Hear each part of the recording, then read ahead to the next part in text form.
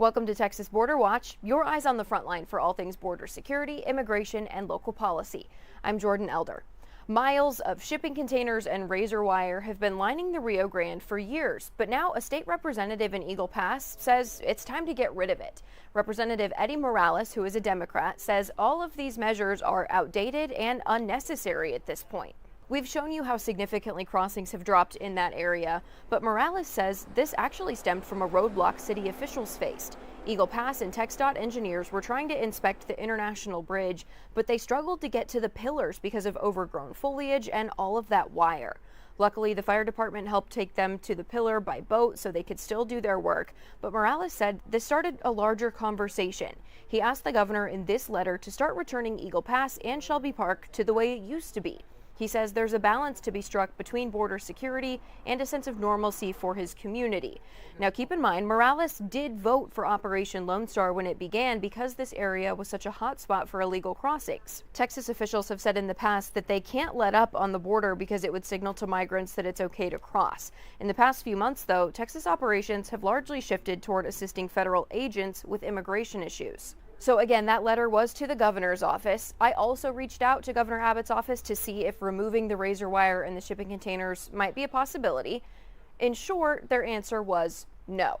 So the long form of their answer, though, is this. They said Texas deployed every tool and strategy available to stop the unprecedented levels of illegal immigration under former President Biden, including hundreds of miles of strategic barriers. Thanks to these strategies and President Trump's strong, decisive leadership to close the border, illegal crossings are at a record low. Texas will not relent in this mission to secure the border and protect Texans and Americans. So that will not relent is what is signaling that these measures are going to stay up, and it's going to look the same for now. Several members of the U.S. Coast Guard are being surged to the southern border, and this new operation is being referred to as Operation Riverwall. So we want to give you an inside look into what this is going to mean. Back in January, President Trump declared a national emergency at the border. His administration followed up in March, forming Joint Task Force Southern Border. That allowed troops under the Department of War to support Homeland Security's border mission. So under Operation Riverwall, the agency is going to send in more than 100 boats and hundreds of personnel, including shallow watercraft, tactical teams, and command and control assets. The Coast Guard says the goal is to stop drugs and deter illegal crossings along a 260-mile stretch of the river that forms part of the U.S. border. Officials aren't saying exactly how many people or how many resources are involved, citing operational security concerns. The Coast Guard held a press conference about this to answer some of the questions, so we want to show you a piece of that. The Coast Guard launched Operation Riverwall and mobilized additional assets to secure and defend the U.S. border from illegal immigration and illicit activities along the 260 miles of the Rio Grande Valley. We are working collaboratively with our federal, state, and local partner agencies by leveraging our unique authorities and capabilities to control our border. The threat out here is evolving, and it's always changing. Our adversaries are using new techniques, new procedures, new technology. So to combat that, we're surging forces onto the Rio Grande to provide more presence so we can deter that illegal activity. We've already helped with several different apprehensions along the river. I think it's probably close to about 20 at this point. Challenging environment is probably the biggest thing that they're encountering at the moment, and getting used to the river and the operations that we're doing. But also in terms of the actual, like the operation itself, Yep. in terms of people apprehension. Correct. Yep. So we're conducting standard Coast Guard law enforcement patrols up and down the river, looking for nefarious activity. So if we see an illegal immigrant crossing the river, whether that's on a raft, walking, or swimming, we'll pull them out. If we identify an area that maybe we could see where they already crossed, we'll coordinate with our partners to make sure that we can potentially vector them in for an apprehension. The river is right along the border between U.S. and Mexico, so that's federal waters. So our inherent Title 14 law enforcement authorities allow us to enforce U.S. laws and treaties along the water. So if we see someone crossing the river, that is obviously an illegal crossing into the United States, so that gives us the authority to apprehend them. As for the 20-ish folks that we have apprehended since we've been here, we've worked with our Border Patrol partners to make sure that we detain and apprehend them and make sure that they are taken into custody. You might remember from a couple weeks ago, we actually took you out on the Rio Grande with Border Patrol to show you how airboats and those kinds of operations help along the border.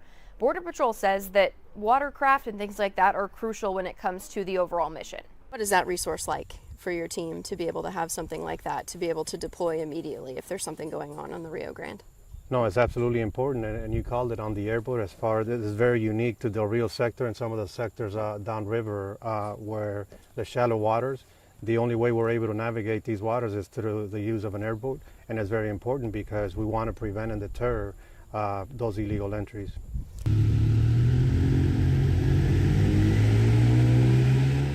An international bridge here in Texas looked more like a zoo this week. And I want to warn you, if you're not into snakes, bugs, creepy crawlies, you might want to skip this segment. So this picture is from U.S. Customs and Border Protection, and in all of these containers, there are over 160 living reptiles and bug species. This was at the Ansel Duas International Bridge in Texas. They caught a driver that was trying to transport all of these animals into Mexico. It was a silver Toyota truck. The vehicle was selected for further inspection because when you cross back and forth on the border, sometimes your vehicle gets pulled. They'll do the x-ray, they'll look through it specifically for this reason. They want to make sure you're not bringing anything back and forth that you're not supposed to.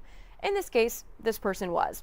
The physical inspection led to the discovery of 163 reptiles and arthropods. So I want to give you an example of just some of the things that were in all of these containers. These are not CBP photos. These are just example photos to show you what all was in there. But again, if you don't like snakes and bugs, you're going to want to look away for this. Okay, there were 24 royal pythons, 11 spotted salamanders, 10 red-eyed tree frogs, and we're checking with Border Patrol because in their release they said there were 10 sick red-eyed tree frogs. As far as I can tell, and I am not an animal expert, that's not a species, so I'm wondering if the frogs themselves were sick in transport and needed medical attention, so we're checking on that. 10 albino milk snakes, 10 orange milk snakes, and then 10 Mexican black king snakes, along with 4 tarantulas, and several different types of ball pythons. U.S. Fish and Wildlife Service took custody of all of these animals. They are going to oversee what happens to them from there. But quite a scare, I'm sure, for the border officials that went through and found all of this in a silver truck. That's all we've got for you this week. I'm going to reset that so we don't have to look at it. Anyway, that's all for this week's Texas Border Watch. We will be back next week. And if you want to watch any of our other episodes, we've got a playlist on YouTube for you to look back through. We will see you back here next week.